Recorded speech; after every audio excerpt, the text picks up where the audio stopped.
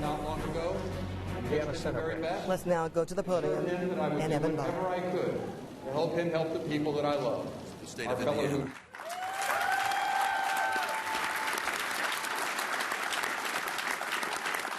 I want to thank all of you who've made this journey possible, starting with my wonderful wife of 31 years, my wife Susan.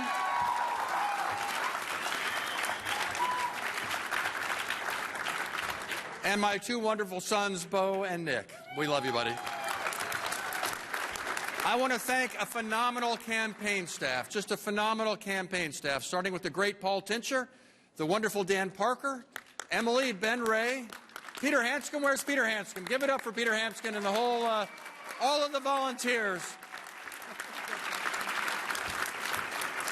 Peter Luster, all the rest. I've been blessed with just so many wonderful, wonderful, wonderful supporters, the countless volunteers across the state of Indiana, and of course, most of all, my fellow Hoosiers, who have given me the defining experience of my life serving you for 22 years.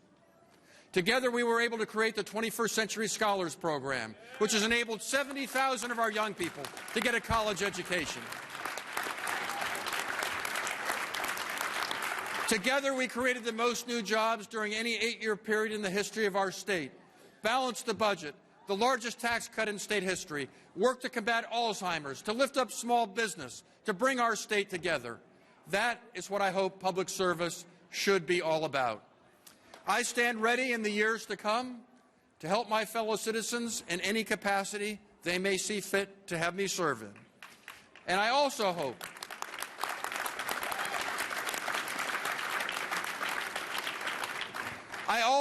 more than anything that together we can find a better kind of politics, one that emphasizes hope, not fear, one that brings us together rather than divides us, and one that finds common ground that we can stand on and move forward on together. Because at this critical hour, America needs unity more than anything else.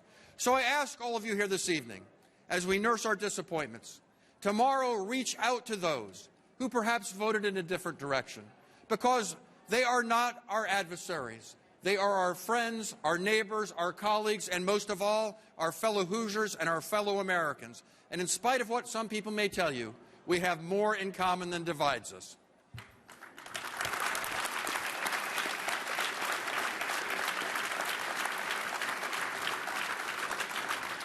So, my friends, let me conclude by saying this. While we may have our disappointments this evening, which are perfectly understandable, tomorrow will bring a new day and a new dawn, bringing with it the potential of new horizons of hope and opportunity for all of our people.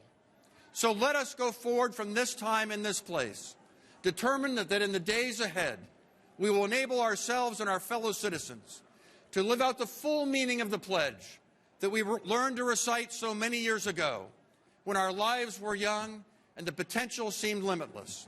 And that pledge, of course, concludes by saying that America should always be one nation under God, indivisible, with liberty and justice for all.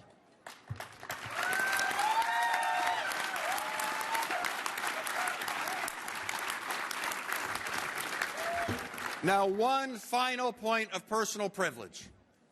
There's some disappointments this evening. My heart goes out to the other members of our state ticket and the other candidates who've come up a little bit short. It's an occupational hazard. But we do have one reason to celebrate today. 21 years ago, in St. Vincent's Hospital here in Indianapolis, these two young men came into our lives. And so I ask you, join with me in wishing Bo and Nick a very happy 21st birthday. Happy birthday to you. Happy birthday to you. Happy birthday, dear Bo and Nick. Happy birthday to you. God bless you all. Love you, darling. And Anne-Marie is up close to the podium. That has to be one of the most upbeat concession speeches I think we've heard. There, Evan Bayh, Susan Bayh, their twin sons, leaving the stage. Evan Bayh calling this an occupational hazard, a loss in the political arena. I think one of the things he said tonight that appeared to resonate with the crowd here today is that tomorrow is a new day. They need to reach out to people who perhaps they did not disagree with or disagreed with today, but that tomorrow they need to get along with, saying that they have more in common than their differences. This is certainly a setback for Democrats here in Indiana. Kevin Rader covering another Hoosier still in this race, Vice Presidential candidate Mike Pence and Donald Trump, the presidential race in New York. Kevin Rader, what is happening there? Well, they're feeling pretty boisterous here in this crowd, Rich Van Wyck. I think they feel as though right now they're on a roll. The question is, will that roll continue? And as right now, we really don't know. I will say, I thought it was interesting listening to Evan Bayh and that speech now just minutes ago when he said the bit about serving in some capacity in the future, whatever capacity should arise. It makes you wonder that if Hillary Clinton were to be elected, would there be a possible cabinet position, an ambassadorship, or some other capacity that Evan Bayh might reemerge in another way. But Hillary Clinton has to win in order for that to even become a possibility. And right now, the folks here at the Trump campaign feel as though they are doing very well tonight, state after state. You're watching very carefully here. They're watching Florida. They're watching Ohio. They're watching Michigan. These are all states that they're watching because right now, Trump either is almost in a dead heat or leading, as he is in the case in Ohio and Michigan. So I think right now, Governor Mike Pence has to be sitting in his room watching this, thinking that right now, not only does the man that he picked to be his lieutenant governor emerge as a new governor-elect for the state of Indiana, which has to make him happy, but right now, his own ticket for president and vice president has not been punched, but it's clearly doing well into this night. That's something we will continue to watch, but I will tell you, expectations are building here. Let's go back to you guys.